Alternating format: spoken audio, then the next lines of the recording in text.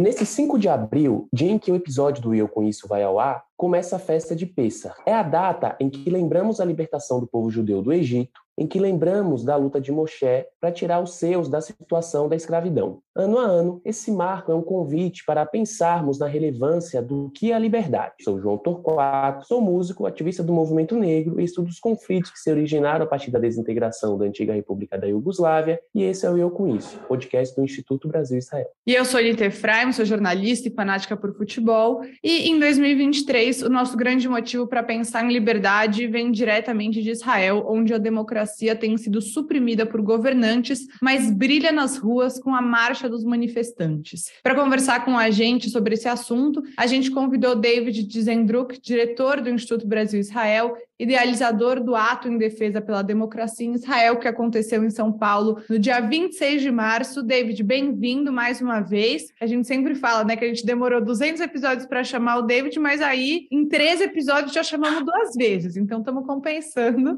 E o David vai desembarcar em Israel na terça-feira. Quarta de manhã, terça-noite, tá certo. Terça-noite chega em Israel e eu já queria abrir, dando esse espaço para você falar o que você espera encontrar nesse desembarque em Israel, em Pêssar, no meio dessas semanas e semanas, 13 semanas seguidas de manifestações. Conta um pouco para a gente da sua expectativa. Muito ansioso, né, Anitta? Muito ansioso. A gente sabe que agora Israel, quer dizer, a princípio, né, a gente achou que ia ter um intervalo, mas a gente já viu no sábado à noite manifestações muito grandes em Israel. E eu, por ter família em Israel e uma família, infelizmente, também dividida, né, a gente tem gente dos dois lados.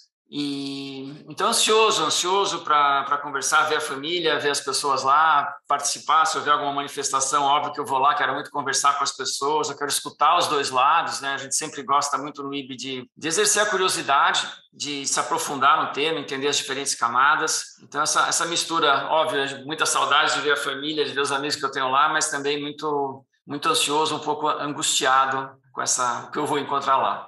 E, David, o quão simbólico, né, vermos nesse momento a sociedade israelense lutando pela democracia no meio do feriado de Pêssar, né? Como a gente falou, vem de antes, mas aí de 13 semanas, né?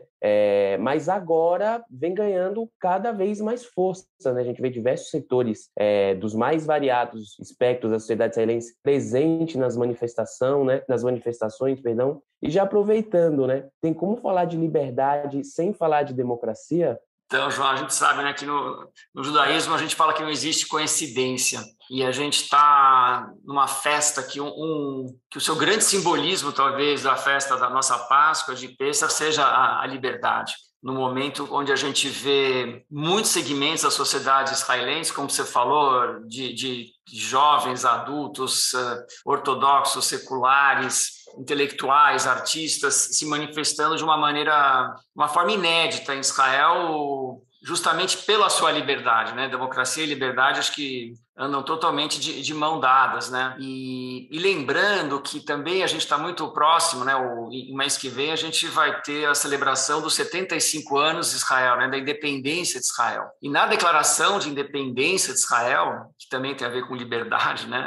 A declaração da independência de Israel fala, né, de liberdade, justiça e paz para todos os habitantes da terra. Então, acho que o que está acontecendo hoje em Israel é um despertar de grupos muito representativos da sociedade israelense do ponto de vista econômico, intelectual, artístico, militar, que estavam meio silenciosos, levando a vida de uma maneira mais passiva com relação à política. Mas o que a gente está vendo agora, e é um exemplo, até saiu um artigo nessa semana que Israel está servindo como a sociedade civil israelense como uma inspiração para o mundo de uma sociedade que despertou de uma maneira muito bonita, porque as manifestações são pacíficas, e Israel, por ser uma democracia, não tem repressão, como a gente vê em outros países vizinhos, né, as pessoas sendo presas, enforcadas. Israel não está tendo esse tipo de repressão com esse nível de violência, né, de prisões e mortes, pelo menos por enquanto, graças a Deus, né?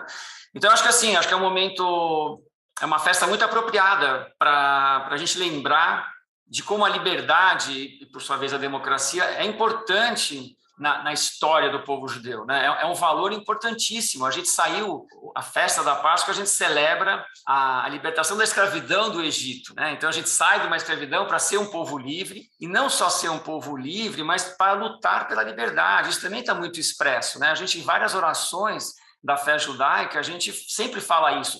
Lembre-se que você foi escravo na terra do Egito.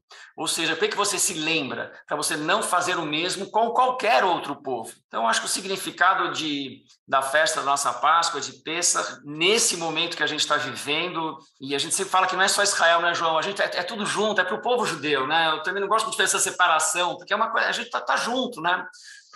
Eu acho muito, muito relevante, muito importante, e para a gente até fazer essa reflexão dentro das nossas casas e até para a sociedade maior, né? Qual é a importância da liberdade?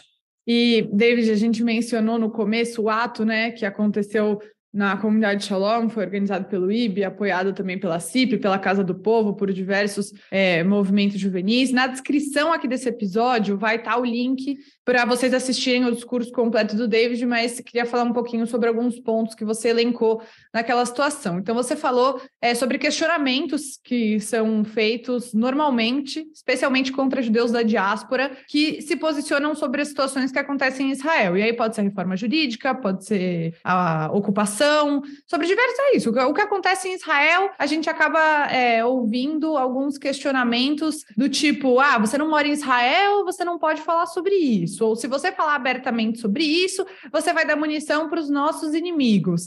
Você sente que, de certa forma, uma defesa cega, idealista de Israel restringe a nossa liberdade, enquanto judeus da diáspora, de buscar um Estado judeu melhor? Eu sei que você é um grande defensor dessa bandeira de a diáspora estar interligada com Israel, né? De a gente continuar fomentando essa conexão entre judeus da diáspora e Israel, passar para as próximas gerações o quanto a existência de um Estado judeu não é trivial, né? No tempo histórico, 75 anos é muito pouco. Então, 75 anos ainda é tempo suficiente para a gente seguir lutando e construindo o Estado judeu que a gente acredita que seja o ideal. Você sente que tem essa barreira, David, dessa tentativa de colocar a gente sempre numa caixinha de como a gente deve fazer, como a gente deve lutar, e como você vê essa oportunidade de Pêssar, né? Tá chegando aí. Hoje que a gente vai ao ar é o dia do primeiro Seder. O quanto a gente pode levar desse questionamento para as nossas casas, para as nossas famílias, para o nosso Seder? Não, então, acho que é uma pergunta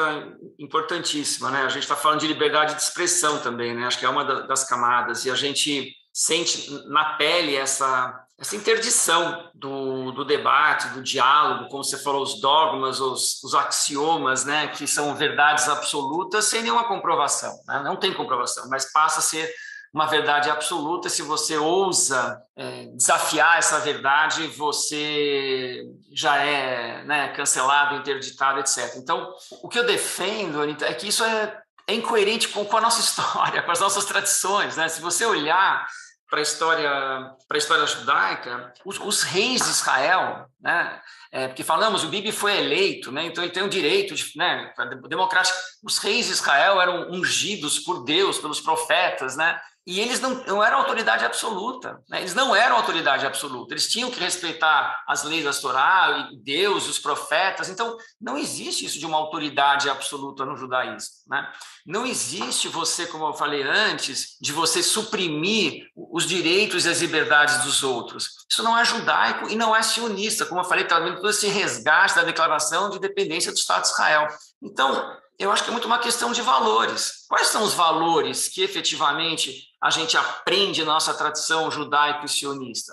O que a gente tenta fazer no IB é levantar essa bandeira dos valores. E não importa se a gente está falando que tem um governo de direita, de esquerda, de centro, secular, ortodoxo, não interessa. O que interessa para nós é uma defesa dos valores. Porque a melhor garantia que a gente pode ter para a continuidade desses valores, dessas tradições, é a gente defender esses valores incondicionalmente. Na hora que a gente começa a abrir exceções, movidos, né, por outros tipos de interesses, que isso faz parte da realidade também, que você tem algumas entidades, né, amarradas por outros tipos de interesses, elas deixam de representar esses valores o que para nós significa um esvaziamento, uma perda de relevância, principalmente perante as novas gerações. A gente está todo mundo sabendo, a geração Z, né, a juventude hoje, como a questão do propósito é importante, como a questão dos valores é importante. Marcas globais, né,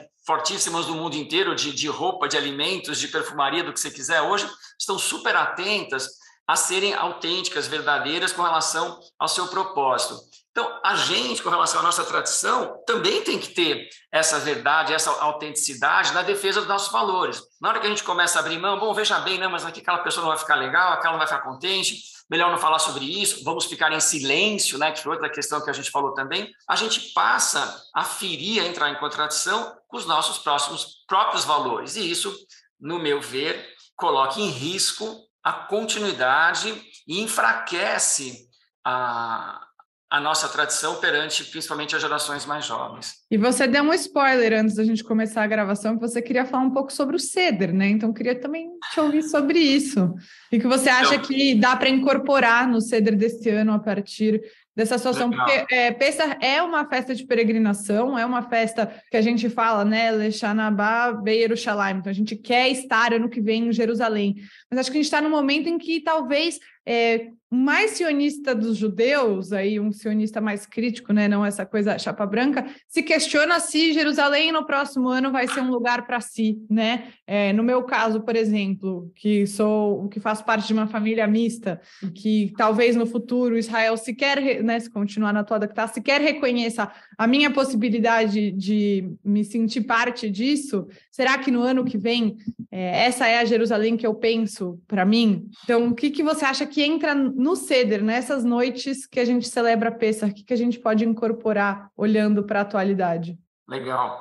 Bom, trazendo aqui para o público não tão, talvez, conhecedor, né? O Pessah, a gente está falando da nossa Páscoa judaica e o Seder é o jantar. A gente faz 2 jantares, as primeiras 2 noites da nossa Páscoa, a gente faz um jantar em família muito especial. E talvez seja um dos jantares mais repletos de simbolismos, né, na tradição judaica. Então, alguns exemplos. Uma das tradições muito bonitas que tem, que são as crianças fazem 4 perguntas para os adultos, uma música que se chama Manishtaná. O que essa noite é diferente das outras? E as crianças fazem 4 perguntas sobre algumas tradições que a gente tem nessa noite. E algumas pessoas em Israel e fora de Israel também estão trazendo outras perguntas que a gente poderia fazer nessa Páscoa que vai ser tão especial. Então, teve uma provocação aqui, como isso vai sair logo na véspera, que eu acho muito bacana a gente, como a gente falou desde o começo, de trazer esse debate para dentro das nossas casas, né? Então, de perguntar o que a gente está conversando aqui. Poxa, os judeus da diáspora não podem criticar Israel? A gente não é impactado pelo que acontece em Israel? Expressar um pensamento crítico fortalece inimigos, aumenta o antissemitismo, a roupa suja se lava em casa, devemos ficar em silêncio. Qual Israel que a gente quer quando Israel fazer 100 anos? Então, eu acho que esse Manishtaná, a gente tem que aproveitar esse Manishtaná desse Seder, desse jantar de quarta-noite, de quinta-noite, para fazer essas outras perguntas. E uma outra característica também, um outro momento importante desse jantar, onde a Agadá, que é esse livro que a gente lê, né, traz 4 tipos de filhos. Isso também é muito interessante, né? Ele traz o filho, o sábio, o perverso, o ingênuo e o perverso. E cada um faz um tipo de pergunta diferente pela sua personalidade e para cada um a tradição traz uma resposta diferente. E eu acho que aí fica um aprendizado, uma interpretação de como que não existe apenas uma resposta, né, Anita? Primeiro, da importância das perguntas, né? A gente tem as 4 perguntas do Manishtaná, depois vem as 4 perguntas dos 4 filhos com as 4 respostas. Então, mostra como não pode haver uma resposta homogênea, monolítica para tudo, né? Então, acho que isso é uma lição também muito bonita, né? Não adianta a gente querer impor uma narrativa monolítica para passar a nossa tradição, porque a gente vai acabar excluindo um monte de gente, isso não é judaico, como eu falei, isso contradiz com a nossa própria tradição. Então, eu acho que esses são dois momentos, né, que a gente vai ter nesse jantar, do Manishtaná das perguntas e depois dos 4 filhos, que podem trazer toda essa discussão para dentro das nossas casas e para aqueles que estão fora também refletirem sobre essas questões. É muito importante, né, a gente entender assim e colocar elementos da situação atual, né, e fazer esses paralelos e abrir esse espaço, né, como o David falou, a Anita também, é um lugar muito familiar, né? Ou se a gente não está assim com a nossa família, a gente está com amigos ou com pessoas que a gente tem um carinho e, enfim, tem um sentimento muito grande ali. E aí eu estava lembrando aqui do texto que eu escrevi ano passado, né? Que foi uma comparação que até está no site do IB, que é a relação entre Pêssar e a escravidão dos africanos escravizados aqui no Brasil, né? E como essa questão de liberdade, né? A gente pode pegar esses ensinamentos e essas reflexões que Pêssar traz e levar para outros povos, né? Oprimidos dentro da nossa sociedade. Então, achei bem interessante, David, a forma que você colocou, enfim, essas questões, né? Voltando um pouco, né, para o que acontece em Israel, de que forma você acha que essa tentativa, né, de silenciamento prejudica o debate sobre Israel em geral, né?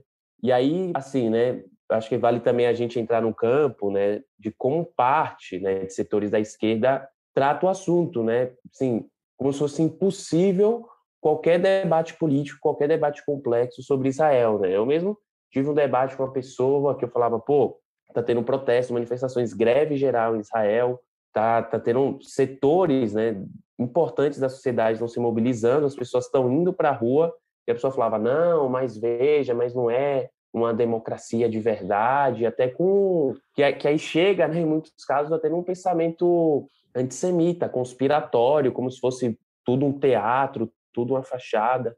Enfim, como você acha que esse silenciamento prejudica, né, o debate sobre que é complexo sobre Israel e todos os tópicos que passa pelo país, assim? Não, legal, João, legal que você está levantando. Eu queria trazer dois pontos aqui em cima da sua pergunta, tá? Primeiro, o IB, a gente sempre fala de Israel imaginário, né? Como os nossos adversários, as pessoas que mais criticam Israel de uma maneira mais que deslegitimam, né, o Estado de Israel, criam esse Israel imaginário, militarista, conservador, né, teocrático. E a gente teve na semana passada, né, a oportunidade de escutar o Yossi Klein Halevi, um pensador israelense que escreveu o livro Cartas, né, aos Meus Vizinhos Palestinos, que recomendo fortemente, né? Link da fala do Yossi também na descrição, tá no YouTube também. Bem lembrado. E ele colocou para a gente, né, vocês escutaram juntos, né, que o que está acontecendo em Israel, até falei um pouco já antes, né, é o Israel real, né? A gente está vendo uma sociedade civil israelense, como a gente já falou antes, de todo tipo de gente na rua defendendo a democracia, espontaneamente, sem violência, com as bandeiras de Israel, falando da declaração de independência de Israel, cantando o hino de Israel.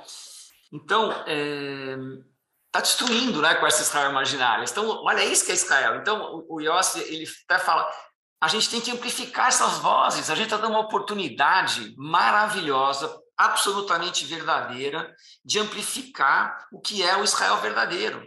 Então, você silenciar, e o que é louco, né, João, que esse silenciamento ele ocorre por parte de setores da comunidade judaica, né, mais conservadores, né, com aqueles dogmas e os axiomas que a gente falou antes, e pelos nossos inimigos, que querem deslegitimar o Estado de Israel. Então, é muito paradoxal isso, né? Quer dizer, tanto o lado mais conservador da comunidade judaica e os nossos maiores assim, inimigos, né, não querem que isso aconteça, porque eles não querem mostrar Israel real. E a gente aqui no IB está justamente fazendo o contrário. Galera, a gente tem que amplificar. Está acontecendo uma coisa linda em Israel, é inspirador para qualquer país, né, que luta pela sua democracia. O que Israel está fazendo é um exemplo maravilhoso e tem que ser amplificado. Então, isso com relação... Outro ponto que eu acho importante a gente tocar também, você falou da escravidão e da liberdade para todos, né?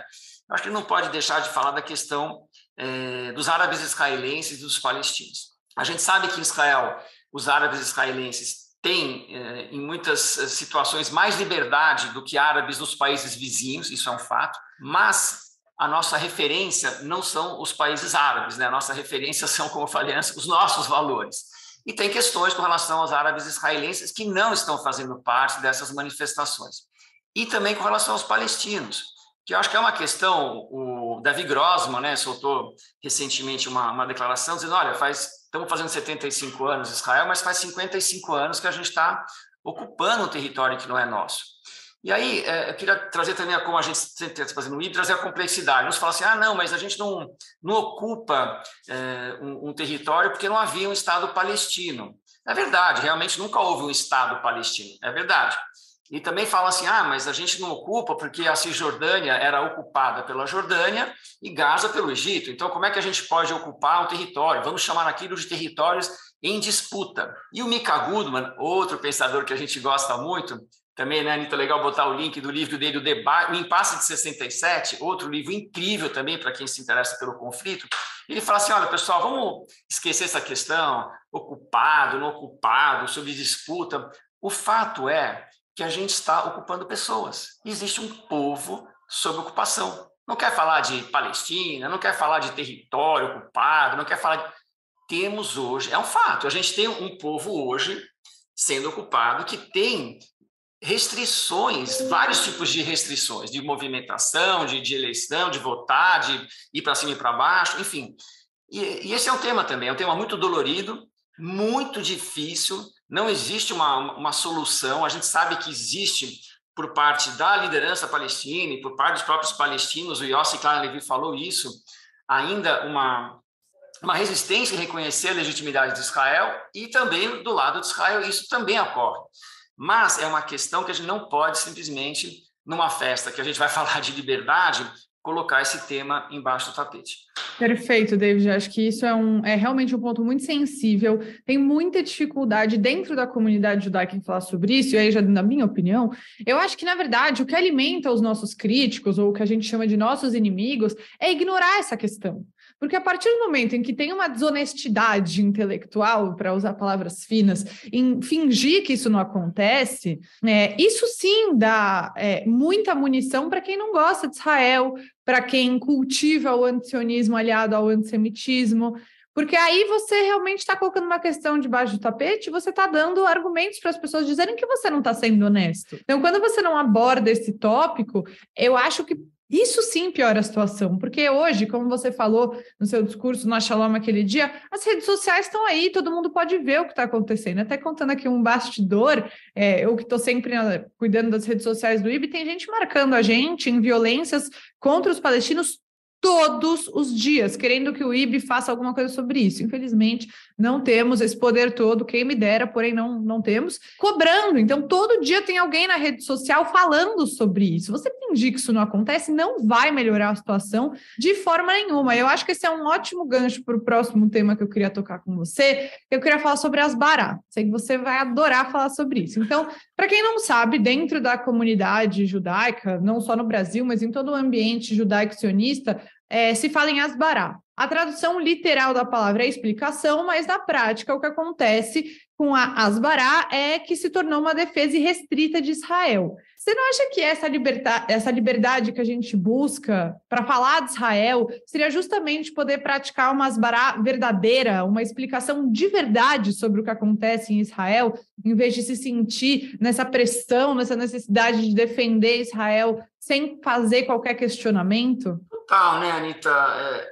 A gente acha muito frágil e pouco eficaz essa Asbará, essa explicação que traz, né, aqueles manuais, né, com perguntas e respostas prontas, que são as mesmas há 100 anos, né, as mesmas perguntas e respostas há 100 anos, não encontram muito pouca ressonância junto aos jovens hoje em dia. Porque, como você falou, está tudo nas redes sociais. Então não adianta você falar assim, está aqui o livrinho, vou te perguntar por que invadiu em 67, e por que tem território, eles não aceitaram, eles invadiram e eles foram expulsos, eles expulsaram a gente. Aquela coisa que, né, há 100 anos é a mesma coisa, não funciona mais, entendeu? Então, como você estava falando, a gente tem que colocar o debate na mesa, como a festa agora, o jantar, né, de quarta-feira e quinta ensina a gente, são no mínimo, né, 4 filhos diferentes, e tem gente que até fala que tem o 5º filho, que é o 5º que já não está mais na mesa, né, que talvez devem ser 5 filhos. Mas o que é bonito é que os 4 filhos estão na mesa, né? Está todo mundo na mesa conversando. E eu acho que é isso que a gente tem que trazer, o pensamento crítico. Imagina, o judaísmo, a gente não seria chegar até hoje se não houvesse o debate na nossa tradição. Então você, como a gente está falando aqui, a gente cancelar, interditar, impedir o debate, né?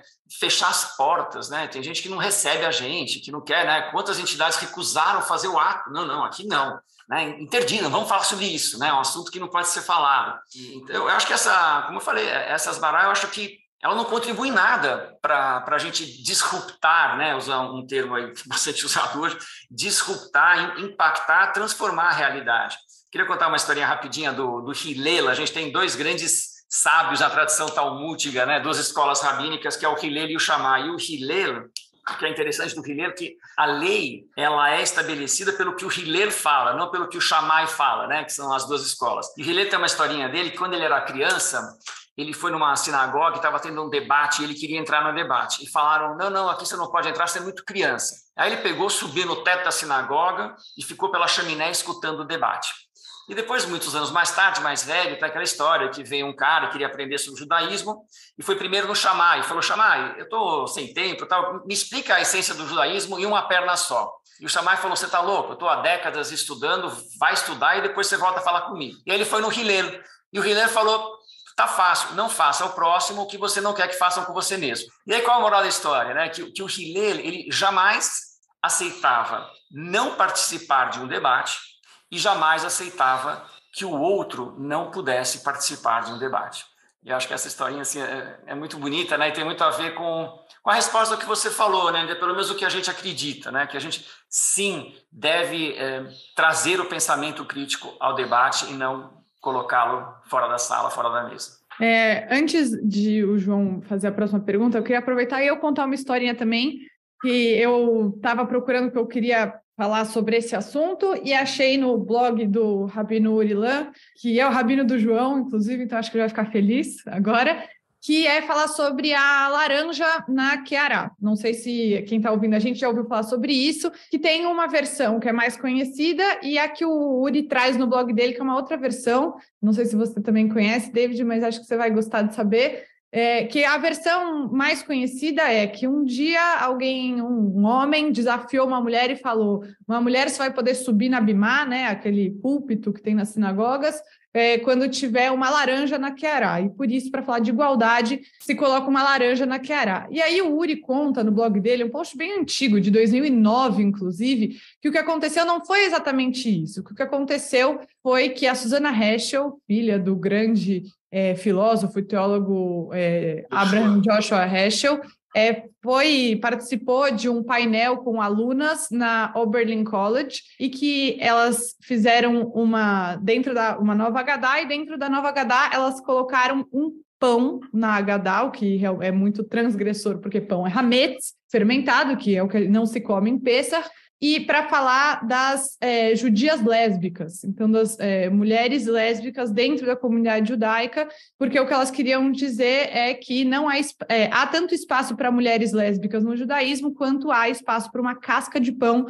na Queará. E aí a Susannah, no ano seguinte, incorporou a laranja para não ter essa questão do hametz, né, de não ter nada fermentado na Queará, com a ideia de que ela não queria passar a imagem de que ser gay ou lésbica fosse uma transgressão que violasse o judaísmo, como é o pão em Pessach. Então, na minha casa, a gente coloca todo ano a laranja na Queará, também por essa questão da igualdade entre homens e mulheres dentro do judaísmo, mas eu acho que essa história de falar sobre judeus gays e judias lésbicas e transexuais e todas as, vamos chamar assim, dissidências sexuais dentro do nosso Seder de Pessach, acho que também faz muito parte da essência do IB e também dialoga completamente com o que está acontecendo em Israel, né? Nessa tentativa de reforma judicial em que tem essa ideia de você excluir tanto os judeus, de você tirar o espaço da pluralidade judaica. Então, quem também estiver procurando alguma forma significativa de colocar essa mensagem no seu próprio Seder de Pessach, acho que essa é uma forma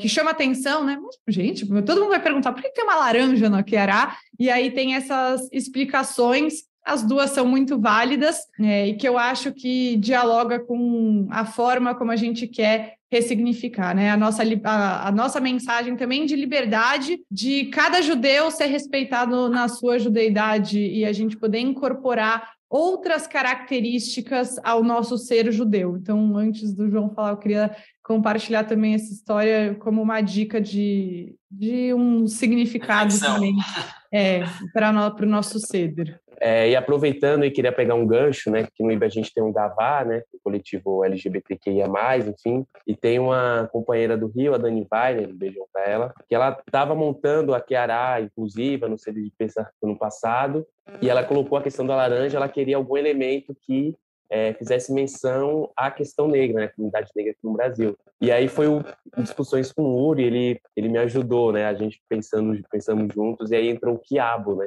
também é um elemento que é caché, tá na Kiará, que é mais um dos elementos que, enfim, possibilita a gente a pensar inclusão de diversas formas, né? Então, teve essa intersecção aí do GAVA.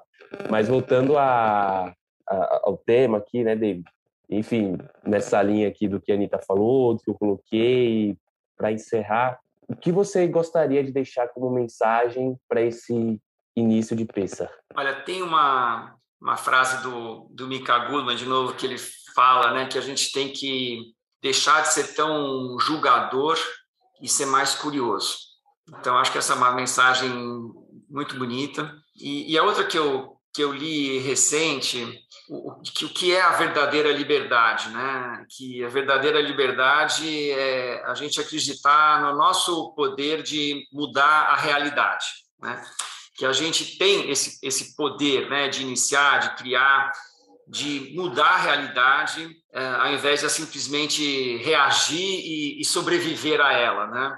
E talvez assim, a maior maneira de educar as nossas crianças sobre o que é uma liberdade verdadeira, né, é ensiná-los a não simplesmente olhar para a realidade como algo que define os seus atos, mas sim como algo que os atos deles que vão definir a realidade, ou seja, né, acreditar no poder deles de impactar e transformar a realidade. E acho que isso vem de alguém que tem lutado muito por isso, né? Acho que o ato que aconteceu em São Paulo me tocou, pela defesa da democracia de Israel, me tocou muito, porque eu não achei que era possível, sabe? Eu não achei que toda aquela iniciativa fosse mobilizar tanta gente, né? A carta aberta também que a gente publicou, com mais de 2.500 assinaturas, acho que o IB também nasce, né, David, você pode falar muito melhor do que eu sobre isso, de uma sensação de não lugar, né, de uma sensação de que havia um não lugar muito grande para parte da comunidade judaica no contexto de São Paulo, que foi onde o IB nasceu. Agora o IB também está se expandindo, né, para o Rio de Janeiro, o que é muito incrível, porque acho que esse incômodo de não encontrar um espaço de pertencimento restringe a nossa liberdade de ser. Então, quantas pessoas não estavam afastadas da comunidade judaica e encontraram no IB uma morada para ser? E aí a gente pode falar do Gavá, a gente pode falar do Judeidade e Negritude, ou a gente pode falar simplesmente dos judeus que não sentiam a liberdade de falar sobre o que pensam sobre Israel de verdade, ou que não se sentiam acolhidos em debater um judaísmo mais inclusivo. Então, eu acho que isso que você está dizendo é muito importante, porque não vem também só das palavras, vem também dos atos. Para quem não sabe, o David acabou de passar o bastão, né, para a Ruth Goldberg, que agora é a nossa nova presidente, mas tem todo um legado de ação. Então, acho que não tinha uma pessoa melhor para falar sobre Pêssar, e a gente espera, David, todo o seu trabalho de correspondente em Israel para contar o que vai acontecer lá durante esse feriado de Pêssar. Legal, você queria dizer, reforçar, né, que o IB justamente acolhe, né, pessoas incríveis como você, né, Anitta, que está aí liderando esse podcast já há tantos anos, surgiu uma conversa totalmente espontânea, o João também. Então, me dá realmente assim, muita, muita alegria e satisfação ter pessoas como vocês aí empoderadas, realizando tantas coisas bacanas pela comunidade e por Israel. Muito obrigado e um Pêssar, né, uma Páscoa feliz a todas e a todos. É isso, pessoal. No episódio de hoje, a gente conversou com o David Dizendruk, que é diretor do Instituto Brasil-Israel, Chag Sameach. Chag Pessach Sameach para todo mundo, e quem quiser mandar uma mensagem para a gente, pode escrever para @institutobrasilisrael.org. Nosso podcast está em diversas plataformas de áudio, como Spotify, Orelo, Apple Podcasts, Google Podcasts e também no canal do YouTube do Instituto Brasil Israel. Siga o IB em todas as redes sociais para continuar atualizado sobre tudo o que está acontecendo em Israel, tá bom? Um beijo para todos e até semana que vem. Obrigado.